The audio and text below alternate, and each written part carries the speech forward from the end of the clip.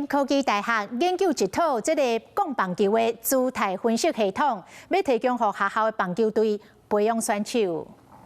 昆林科技大学2年前导入棒球打击姿势分析系统，透过电脑就会当判断调整打击的姿势，而且在今年初提供给中华关原林市东山国小来使用。透过这个有数据、有线条、有曲线的部分，他就会知道说这个是良好的体感，他就会朝这个体感去做训练。这套系统嘛，拨予国内的职棒选手运用，为了栽培更加侪优秀选手，校方嘛愿意把这套系统免费提供给全台高中、国中。 各校的体育班来做使用。那我们觉得，其实这样看起来，应该是对于我们的选手从基本开始培训是有帮助的。现在它是一个基础，然后你看所有的使用者、打击者，他可以再去侦测或者是计算出来的资料会越来越多。未来芬林科技大学嘛，继续收集使用者的回归，对系统做优化甲功能扩展，期待会当栽培更加侪优秀的选手。